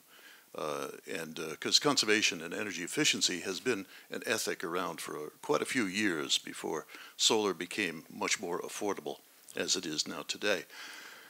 And I think the solar energy systems as well further increases our customers' awareness of the importance of energy. All of a sudden, the kids are looking at the meters flowing, reduced meter readings and say, gosh, we should turn out these lights or whatever. So yeah, they go hand in hand. There's no question about that. As part of our business, if we see an opportunity, say a rich client who's got a swimming pool pump going 24 hours a day through the winter outdoors, I mean, we just recommend that they not do business with them. The business is good enough without having to deal with the people who are truly wasteful of energy resources. And in terms of sort of an allied business, yes, we do an awful lot of electrical contracting work to improve the layout of energy products, if you will, as part of what we do. We charge for that, of course, but it goes hand in hand. Mm-hmm. Yeah, great. Craig, let me turn to you and pick up on your financial background to ask you to share some thoughts with the audience that, we have some folks here who are from companies, businesses in the Worcester area that are probably thinking about whether solar makes sense for them. Talk a little bit about the financial analysis that a small commercial company ought to engage in when they think about putting in solar in terms of sizing is probably more or less a technical calculation, but how you finance it, there's really a wide range of options. I don't want to invite you to do a sales pitch for Select so much as I want to ask you to just give us a kind of sense of the different options that customers have for financing these systems. Sure, thank you. What's great about the different financing structures available is that the industry has really grown and matured and gotten creative. Regardless of if you have an appetite to reduce your tax load, whether you have an appetite to just reduce your what you pay for electricity, there are structures. If you don't have, a great example of a customer who just invested in 2 large cement trucks that he owns, and that was his decision to invest his capital that way because he's a small business and he needed the trucks. But at the same time, we were able to introduce a leasing solution, for example, where the tax benefits were then sold off to another entity who in effect reduced the amount he had to borrow to put the solar on his roof and create the electrical savings. So there are, you've heard the term power purchase agreements, where you essentially just lease your roof to somebody. They go in, hopefully select, they go in and build an array on the roof and sell you power at a discount to what you're paying the grid. You can also do the leasing structure we talked about, where you essentially sell the tax benefits to another entity because you can't or don't need them that year. And then ownership structure, where you can then take the tax benefits, whether it's the federal tax benefits, the depreciation, and then couple those with the electrical offset and the SREC revenue. So the economics work, and I really don't think there are customers you can't find a financial solution for. And the reason I say that is there are so many unique and creative solutions in the marketplace. About the only customer that it doesn't work on their building is the one that's totally shaded or structurally can't handle it, because we can always then go build it in the parking lot or build it in the backyard where they've got a connecting facility. So there are very few customers that a solution can't be found that is economically advantageous. Great, thank you. We heard reference earlier to net metering credits and to community shared solar. Tim, I want to turn to you and sort of ask you to talk about that. I mean, lots of companies, presumably, and for that matter, homes, do not have a roof alignment or a location that really is going to be advantageous for solar, and yet would like to take advantage of this. What is National Grid's thinking about, the opportunity for customers who are not physically equipped to utilize solar, nevertheless to participate financially? And I mean contributing to the cost as much as reaping the benefits here. What's the company's view on what the policy ought to be about shared participation in solar projects? Well, the beauty is that it's been going on now for 3 or 4 years. The whole virtual net metering with the cities and towns is a perfect example. We've got over 100 of our 166 towns involved with some sort of net metering arrangement already. So there's a solid couple of 300 solar farms that are transferring credits to thousands of customers at this point. So the community solar has already been happening now. It's been at the municipal level, and now to bring it down to the residential level gets a little more challenging, because a lot of the work that's done to transfer credits is a manual process internally for us at the different power companies. As we move forward to modernize the grid, we'll also modernize the back office systems, and so when that becomes much more automated, it becomes much simpler that way. So the beauty is community solar has been going on very strong for a long time. It's got a great future going forward. I mean, people talk about the industry shutting down because our caps were met at the end of March. In point of fact, we're not seeing any slowdown at all. The residential market is still booming. We're seeing somewhere between 800 and 1,000 applications every month here in Massachusetts at that under 10 kilowatt uncapped size. We've seen the same level of activity, if not more so, in the first 4 months of 2015 than we saw in 2014. And in point of fact, we've just received over 20 megawatts of new project applications in the last 2 weeks alone at National Grid. There's a lot of opportunities for folks to size their systems to meet their coincident load requirements in their facilities. It was the way we always did it before the very lucrative net metering days, right? So there's still a lot of opportunity for customers to self-serve their power internally and still get huge savings out of those. Craig, let me just ask you about that last comment. Do you think these applications that are coming into National Grid now are reflective of the fact that some combination of the federal tax credit and the solar renewable credit may be enough to make the economics of some of these projects work without net metering at all? Is that what may be motivating these new applications? Well, I think it's probably a couple of things. That's certainly one. In many of our customers experienced achieving the cap a year and a half ago, where the cap was temporarily imposed and then lifted. So I think some of these 20 megawatts are people that want to get in line with the optimistic expectation there'll be an expansion or the cap will be lifted in the future. And we would be counted among those. But I think the other piece of it is the economics of solar typically work without getting the full retail rate. It's not preferred, but you can, between the SREC value, between the tax benefits and the lower FERC rate that you can get on an array, you can still make the economics work. So I think it's prudent to continue to move forward, whether the caps get lifted or whether you're trying to, just put the right product in the marketplace. Bill, do you want to comment? I want to come back to community shared solar, in a sense, sure, if I may. We all love acronyms. When I first heard the acronym CSS, I misinterpreted that as CSA, Community Supported Agriculture, which is a concept that everybody, I hope, supports.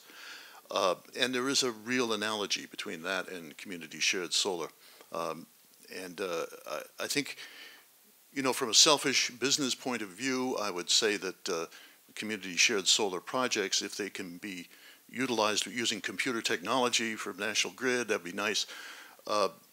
It opens up the market by a factor of, who knows, 2, 3, 4 times what we now see at the small scale. Perhaps that 85-year-old grandmother trying to live on a fixed income could benefit from such a project, and I think that's very important. Also, people who just simply can't cut down their trees because they would prefer that as opposed to an open field for solar modules. It's a very important subject, and in many cases could be small scale. I mean, we're not necessarily talking about megawatt scale projects. A few tens of kilowatts could be sufficient for a project to gain support in a housing association or a condominium complex, someplace like that. Mm-hmm. It just opens things up very widely. Yeah. One last question, but I'd invite all three of you maybe to speak to it, which is, it seems like the question really now going forward, I mean, there really is a lot of agreement that our renewable policies have been strong, solar's contributing a lot of benefits, included among those benefits, job creation and economic activity within the Commonwealth, as opposed to having, energy revenues go to, Texas or even Saudi Arabia and so forth. So there certainly are both quantitative and qualitative benefits here, and the question really now isn't so much should we go forward, but rather how. And I'm wondering if you think there's an analogy here between the sort of challenge that someone faces as they figure out how to manage an investment portfolio. Do you emphasize stability or do you emphasize growth? We've had a real emphasis on growth now for a number of years. Now we're hearing voices say, yes, but we need to emphasize more in the way of stability. That's got to be something sustainable, that we can make commitments to customers for 10, 15 years. We need to be able to pay for that period of time, et cetera. I'm interested in that analogy and asking you essentially, give us a picture of what you would see as the kind of optimal, picture going forward. What should we be doing here? Does it make sense to try to get to the 1,600 megawatts and bigger as soon as possible? Should there be some balance? What's your thinking about this? And I'll invite Bill. You look like you're ready. Go ahead. Go first. Yeah, I'm all in favor of balance. That's nice. But I think 1,600 megawatts is a modest goal, given the fact we're already more than halfway there, and haven't changed our policies at all. I think Ben Hellestein's 20% by 2025 is entirely achievable. However, I want to be sympathetic to the need for stability and to create a self-sustaining solar market. for all of the businesses that are engaged and for the other businesses who want to take advantage of solar energy. To get away from fossil fuels is like critical, and I can't preach that enough to anybody when I'm talking about it. But the stability could come by taking advantage of what I think the Solar Coalition supported during these task force meetings. The Solar Coalition was comprised of CBAIN, I was the representative for CBAIN, but also the Solar Energy Industry Association, the national group, New England Clean Energy Coalition, Next Step Living, and other organizations, a mass solar group. And basically we were supportive of a move away from SRECs to an adjustable declining block mechanism for acquiring solar. This would be a market responsive opening of blocks of capacity to be allocated to applicants. And if for some reason market conditions improved, the declining blocks wouldn't decline. They would maybe stay the same or increase depending on market conditions. The importance of retaining net metering would be something we would like to see continue over the long term. So those combinations of net metering and adjustable declining block mechanism, we think would be a stable way to move forward into the long term. Thank you. Good. Tim? Yeah, I mean, we're very supportive of stability from the markets is why we've been working so diligently down in Rhode Island on a feed-in tariff is exactly what it is. Larger projects. You might have to explain that concept. So feed-in tariff is simply you bid in a price for a larger project. If you're selected and your price meets the conditions around, you get a fixed term, 15 or 20-year term that you'll get paid that price for every kilowatt hour that system produces. Smaller systems are calculated based off of that number, and those are also fixed. You know, the program that opens in mid-June for the residential class customers in Rhode Island will provide a fixed approximately 40 cent per kilowatt hour payment to those customers. How they share it amongst whatever parties is their choice here. But so that's where, in that residential customer will get that 40 cents for 15 years. That's how it works here, which is less than what that same project can earn here in Massachusetts. And in many cases, that project in Massachusetts, if it's funded by a third-party supplier, the end-use customer is only seeing a small 1 to 2 cent per kilowatt hour savings on their electric bill. Yes, it's stable. I'm not going to suggest it's not. But we really do have to understand where is the money going that all the rest of the customers are paying out there. And that's where the stability comes in. When you talk about increasing the number from 1,600, you really do need to understand the technical aspects around that. I talked about what happens on last Sunday when we get full output from solar arrays on such a beautiful sunny day with no electric heat load and no air conditioning load. The loads on the system are very low. A 20% number for renewables, if it's solar in Massachusetts, turns out it's about 8 or 9 gigawatts of solar, which the system can handle. The system in Mass, I have no idea the size, but I'm sure it's 25 to 30 to 40 gigawatts of capacity of copper in the air and of transformation, right? But the challenge will be on last Sunday, what happens when the amount of solar being produced is the same amount or more than the total load in Massachusetts? Right, we need to understand what that means in a lot of different ways, and we are seeing those isolated cases. This is a substation in Warren, our Little Rest Road sub. Today, Sunday, it probably had 3 or 4 megawatts of load on it, all in, but it had 24 megawatts of solar connected to it. So you had 21 megawatts flowing up to the 115,000 volt transmission system. And that's where the ISO New England gets interested, very interested. So as we see... Meaning worried.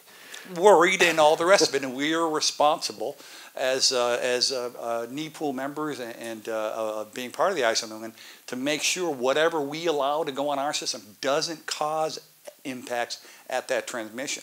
Our Treasure Valley substation out in Rutland is in this similar condition, relatively low loads and lots of solar, and even more solar proposed to be connected to it. So where we install it geographically is going to be important going forward in order to meet higher and higher goals. And it sounds like this may be one of the drivers to a pretty radical transformation of the electricity grid. That is, it was built for central generation, you know, reaching out in tentacles, if you will, to far distant consumption points. Now the generation's much more being located on the ends of the system and feeding back towards the center in a metaphorical sense. And that strikes me that as a technical matter and a operational issue must create, you know, some pretty dramatic, it's going to require changes. Well, what's going to the grid? Yeah, what it's going to require is whatever we figure out we want to do in the solar industry going forward the next 20 years, you have to marry that up with that grid modernization. It's got to be done in parallel. You can't simply keep doing the solar and not provide that upgrade to the system to be able to provide that the value for that energy to be flowed to actually make it more tradable than it is today. Right? That's what needs to be done. You can't simply work solar. It's got to be, or simply work smart grid. They've got to be joined at the hip and funded in the appropriate manner so both can move forward. Yeah, Craig, let me give you a chance to respond to the stability growth question. Before I do, this is my last question, and so after this I want to open it up to the audience, so be thinking about your questions so we'll have some ready to go when Craig's finished. Go ahead, Craig. I think to consider stability and growth as a mutually exclusive strategies is probably where I see that wrong. I think they are not mutually exclusive. I think we can generate stability with the same growth. What we've seen in the marketplace is lack of predictability. Over the last 5 years, we've seen SREC 1, SREC 2, net metering stop, net metering start. And in the business community, when you're thinking about the economic return to something, predictability is just so key and so important. You know, I commend Tim and the other utilities in Massachusetts for saying, let's sit down and work together, because we have to make sure that we can introduce a system that has consistency and predictability to get long-term investment. The volatility impacts investment. So one, I think we've got to work together to make sure we address that and that returns are fair, that they attract capital in, and you know, give the investors the opportunity to make the right investments. But we can still have growth and we can still have predictability. It's just we got to get to work and we can't delay it. Mm-hmm. Great, thank you. All right, your turn. Who would like to start? Here's a question right here. Yes, just identify yourself, please, and maybe your company or affiliation, and then your question. Sure, I'm Dave Costello from Commerce Bank. We've done quite a bit of solar project financing. The question I have is that the SREC program really front loads the cost of a solar project. Can you speak to the lifespan of a solar project and how the cost drops off dramatically for the ratepayer once the SRECs are done? And you've got 10, 20 years of benefit. Really, it's like living in a house without a mortgage. Let's ask Craig, the former banker, to answer the banker's question. Well, and Dave and I know, he bought me lunch once, so we know each other a little bit. But in any case, full disclosure. Full disclosure. You know, I think the point is that right now most lenders in this space have aligned the term of their debt with the term of the SRECs. And so as you're evaluating the financial viability of the array, you need to make sure you've aligned your income streams, SRECs and electric revenue, with the debt service capability. And so far, we've been able to execute on that in a healthy way. To the extent we get an extended feed-in tariff or we get a change in the SREC program, we need to work with the financial community to make sure that we've aligned the ability to pay back with a reasonable return to the investor with the debt providers or the equity providers. So, Dave, I think the point here is that right now we've got a 10-year SREC, so we've got a 10-year term. If that changes, we'll have to sit down with all the bankers and investors in our community and make sure we've aligned, because this is about attracting capital and achieving, you know, a minimum level of return to keep that capital flowing into the state. Good. Question? Please, right here. Oh, nope. we go. Oh, okay. Sorry, I should watch you. Your name and affiliation, please. Thank you. Scott Howard, Select Energy. Tim, could you comment, because I think I'm understanding what you're saying about the impact to the grid, especially in maybe smaller communities where there's less load, some of the larger farms. A lot of the business we do is behind the business with, commercial, industrial. Do you see as a utility there being a significant difference in solar installations for behind the meter versus, say, something that's out there, how it impacts the grid? And then corollary to that, how does that affect how you would state the future state of the program should look like? So I think the challenge is we had a significant divergence from what net metering we all knew and loved back in 2009 when the department allowed solar farms with just parasitic loads to be net metered, right? So the real issue is to go back to roofs, go back to behind customer meters. One of the key things you have to remember is when you're behind a customer meter, right, the markets settle on an hourly basis. A kilowatt hour that doesn't flow into a facility doesn't have to be paid for by that customer. And a kilowatt hour that doesn't flow out of that facility doesn't have to be paid for by everyone else. So the more kilowatt hours we can keep on the customer side of the meter that don't flow out reduces the cost dramatically. I mean, to the tune, the numbers we've looked at is that if you get true behind the meter projects, the total net metering credits could only be 20% of the $40 million we saw in 2014. But because there's so many solar farms and all the energy's flowing out, all those kilowatt hours have to be paid for. Again, that's a critical piece here. So the more we get behind the meter, the better. The challenge does eventually get to the saturation and the disconnect between when the system peaks for that one customer's loading versus when the solar array peaks in terms of its maximum generation.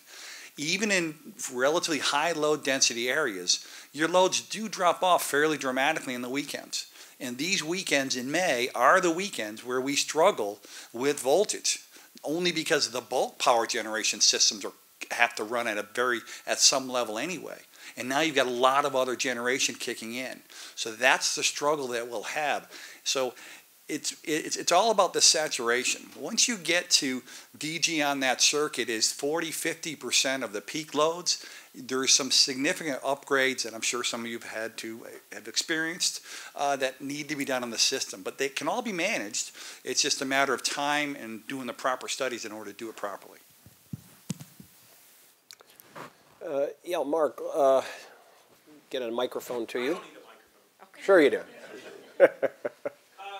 Tim, I appreciate the challenge that the net metering might create. Countries like Germany have reported weekend days where they've hit 60% of their generation with renewables. When do you think National Grid will be at that level? Well, I would propose that in certain parts of our system, we've got 400% renewables. I said that substation in Warren, Little Rest Road, where you're pumping out 20 megawatts most of the afternoon last Sunday. That's massive amounts of saturation in that particular area. Luckily, there's plenty of other load up in the transmission system that can absorb that generation, right? But that's the challenge. I mean, again, it's really going to be, in order to get those high levels of saturation, what people don't understand about the German experience is that they rely heavily on the Norwegian hydro systems and Polish coal plants to help balance their fluctuations. And that's been one of the challenges they have is that on top of the money they pay for solar, the base level of wholesale power has gone up because those plants have had to have significant upgrades to be able to react very, very quickly to changes in power output from all the solar that's in Germany and all the wind that's up in the Netherlands. So as long as we understand that and manage it and do the studies, the ISO New England is just finishing up a DG forecast working group about how to manage all this solar throughout New England. And Massachusetts has the most of all the states here. So they're very concerned about what happens out there too. But working together, it can be managed, again, but a critical point is whatever future funding for renewables in general, let's think about renewables, right? There's run-of-the-river hydro, there's a lot of anaerobic digestion we really should be doing that we're not doing, so we can recycle organic waste in a very meaningful way. There's other technologies beyond solar. But anything we do, it's got to be married up with that funding that's needed on either at the distribution level or the transmission level in order to make sure that that balance works. Bill, you want to add to this? Go ahead. Yeah, if I may. The analogy that kind of works here is perhaps applies up to a certain point. Certain third world countries immediately adopted cell phone technology and didn't have to put in a landline system such as we developed over hundreds of years. And I think, although Germany is not a third world country by any means, I think we have the burden of an existing utility infrastructure that we need to take recognition of. I'll admit to you, in a prior life, I was head of transmission planning for Northeast Utilities, and I understand the need for the protective relay system to revise itself from a one-way flow from central stations down to the feeders, now seeing reverse flows on the distribution feeders up into the transmission system. A very complicated problem that needs to be addressed, but it's based on our history that we just have to take advantage of. Mm-hmm. Peter, please.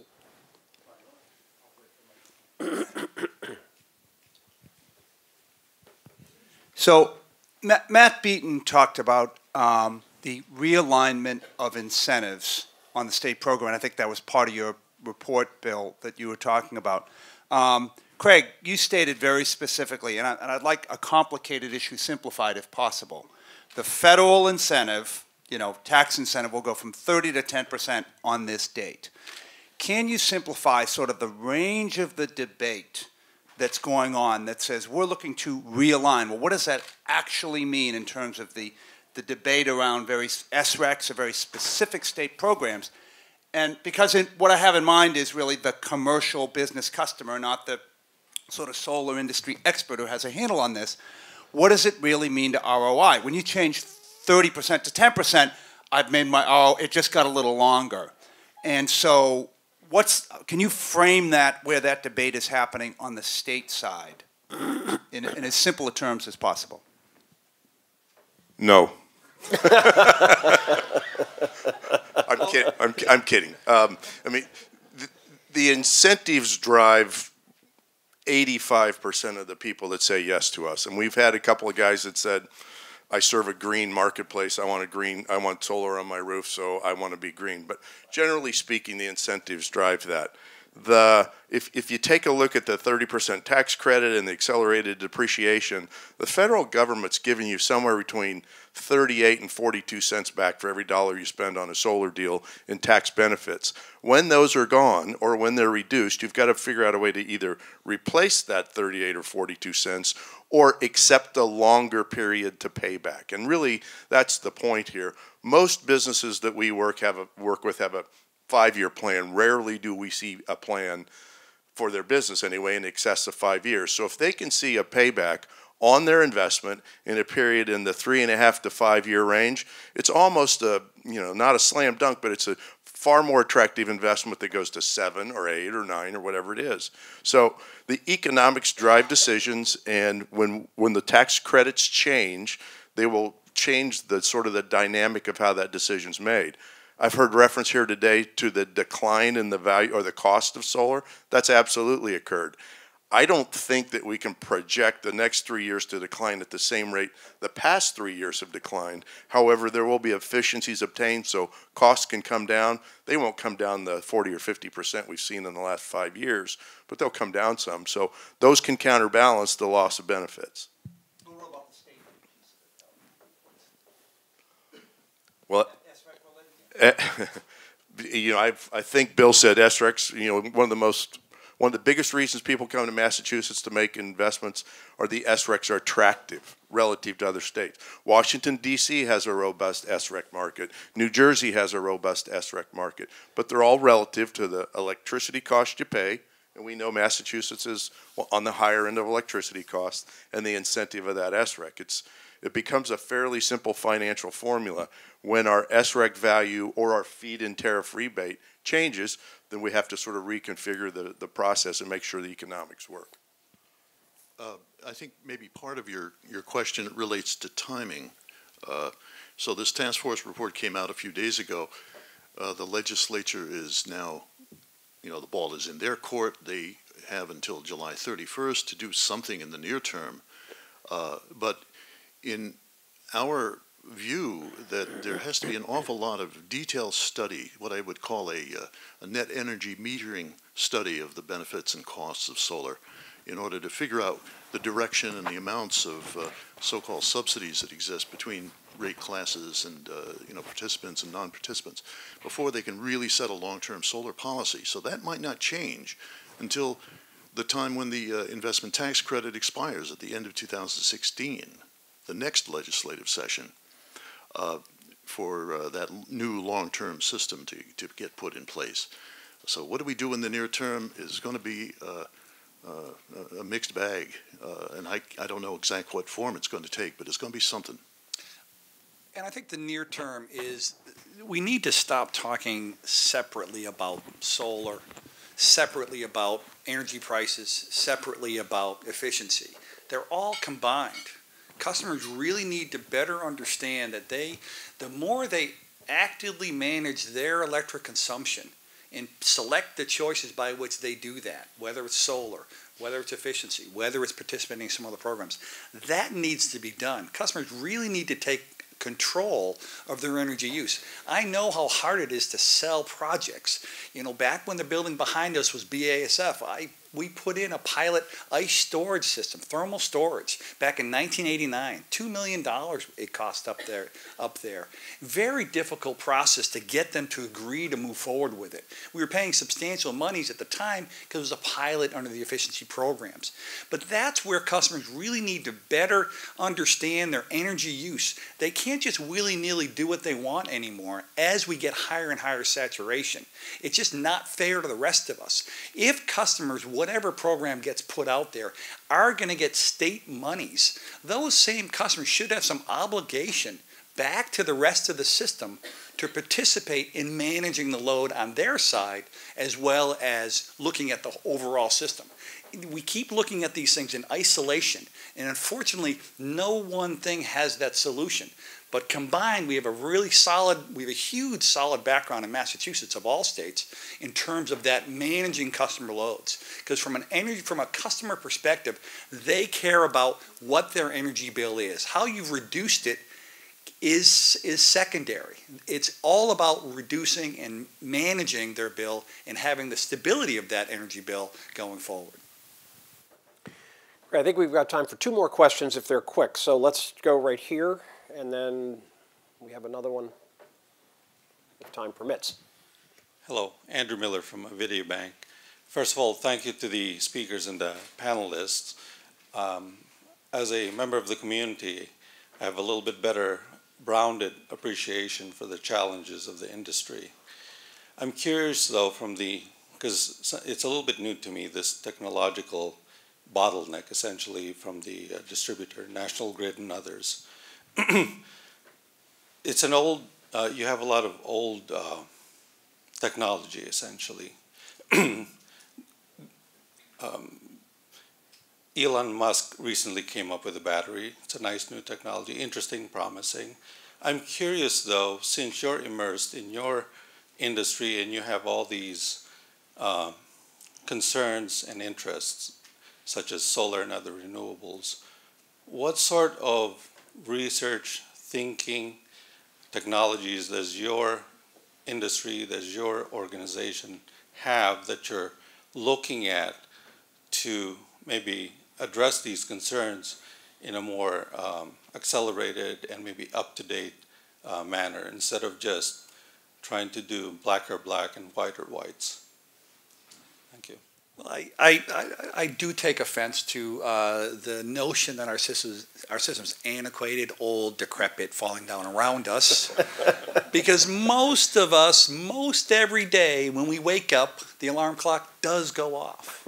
The lights are on most of the time. Now, we have our challenges. The big snowstorm a couple of years ago, et cetera, et cetera. Those huge events are challenging. And we have cable failures. I think saying most is understating it. They're always. Yes. They're always on. So, but at the end of the day, the system is very robust, and it's relatively low cost. When you look at the phase 2 solar we're doing, for example, to figure out how solar inverters can provide voltage support is a critical aspect of what we're doing with that. But we have to recognize that voltage control that we do today is pretty darn inexpensive. And if you're going to ask a solar project to inject power back, reactive power back to the system that reduces energy production, that's a big ask. When the existing system can do it pretty inexpensively and very, very reliably. Not that we have to go there because we have so much of this on the system, and that's, again, where our filing August 7th for the grid modernization plan will show all the things we're doing as National Grid, our learnings from those projects, the Smart Energy Solutions project here in Worcester, the Smart Grid project here, and how we plan to roll out. We have to provide a 10-year plan for that, and that's where we're going to attack this in a big, big way. And that's a requirement for each of the utilities in Massachusetts has to submit plans for modernization of the grid.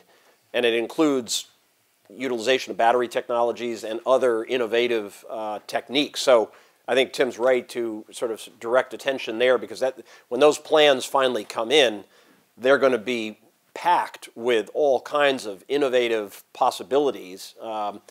There's going to have to be a consideration of the cost of doing them and how to sort of deploy them over time. But I think there you're going to see a lot of ideas. So that would be a place to look for this. All right, you get the credit for last question, please. Oh, all right. Sorry, I'm going to sit. David, thank you for bringing that up. My name's Elizabeth Kennedy. I work for the Massachusetts Clean Energy Center. Thank you to all of our panelists. It's very rare that I get all of you at once and can sort of pick your brains. I know that there have been discussions at various other events, but there hasn't really been any discussion today around sort of changing the structure of incentive. And Tim, you've mentioned multiple times, peak performance of solar installations does not align with peak demand on the grid. And so sort of shifting how we think about incentives, on the public policy side, there's always competing goals, whether it's increasing kilowatt hours, reducing greenhouse gas, reducing peak load. They're intertwined. But it would be interesting to hear the panel's thoughts on maybe changing the incentive structure to align more with peak demand. So looking more at sort of Western-facing installations. I know Grid was involved with a pilot study down in Rhode Island, sort of looking at that.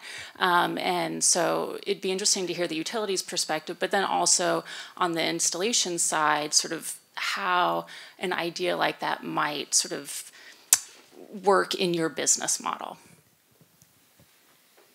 I mean, I can start. Let me just interrupt. Say this is our last question, and it's a big one. So I'm going to manage the length of the answers. Say what you like, but say it at the beginning because you won't necessarily get a long answer here. Go ahead. Then do I even start? I'm just asking a question. So the good news is the pilot in Rhode Island is ongoing. We are what that's actually doing. It's paying people to put in westerly facing panels, and the rebate is actually the delta between what they would normally earn from a true south-facing project to one that's much more westerly facing. We know the peak out in there out in out in Tiverton, Little Compton sub there, is around 4 in the afternoon. And we did some work with Peregrine Group to try to figure out how to optimize that orientation. And there's some solarized projects going in already there. RFP out for a larger project should go out shortly. That's going to tell us and teach us a lot. The beauty of being part of National Grid, where we do business in 3 states, is not any one state has to fund all this stuff. And we learn from different states. It's really, really, really great that we can provide that for our customers. So that's where it's out there. So I think once we get additional learnings out of that, I think that'll be more of a thing. For example, should there be a higher rebate for projects that are facing that way or some other way? Or is that the incentive mechanism versus this production mechanism? Is there just a big fat rebate up front or something like that to help people pay down their initial costs? Mm-hmm. Yeah, Bill.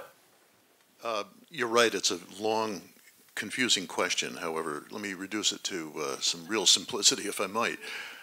If I'm a solar host and I'm being compensated for my kilowatt hours, that's it. I want to maximize the amount of kilowatt hours I produce. So southern facing, angled at the right, whatever my site can afford within code is what I'm going to do. If I'm also going to be compensated for my capacity, that is the capability of the system, to match peak demand, then that's a different ball game. Now, the ability to get compensated without a pilot program such as Tim has described is very difficult. Very large projects can afford to go to ISO committee meetings and understand what goes on there. And that is where you get the capacity credit. Individuals or small groups of smaller systems, they don't stand a chance of deciphering that hieroglyphics that goes on. So I think it's a marvelous idea to incent west-facing panels if reducing peak demand is a big deal at the micro level. But the compensation right now is an arcane art.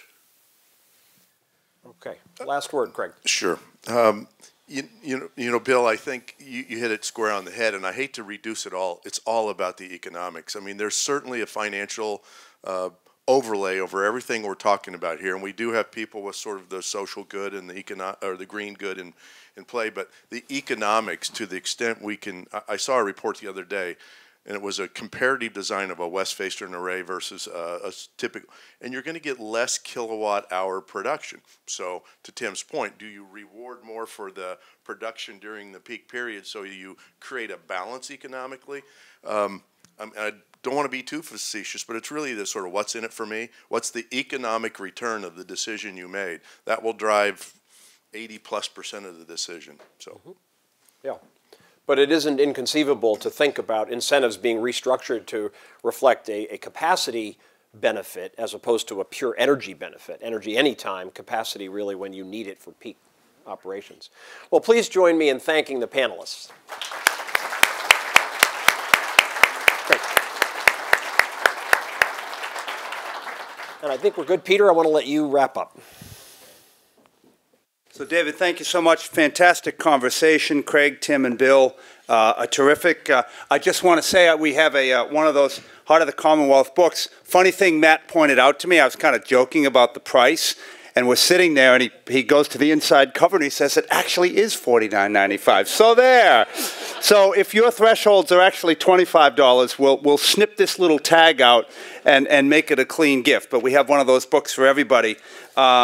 And just a great conversation all the way through, and I hope everybody, both on the business side, those in the financing side, those on the in the industry, all got some takeaways here that were valuable. Want to thank again, and we've been looking at their names up on the screen, both here and up there, both Conover and Gould Strategic Communications, National Grid, Tim, you and your organization, and certainly Select Energy and their team for helping to support and make this happen. And special thanks to our hosts of Beechwood, Curry Printing, Elevation Exhibits, Mark Serra Productions, the seamlessness of this production and all the values of the sound and the light and so forth. Revelation Productions, Anthony, thank you, and your team. And Ron Boulay Photography. Ron, thank you. Thank you so much for a rich conversation. Let's give them all a hand again. Thanks.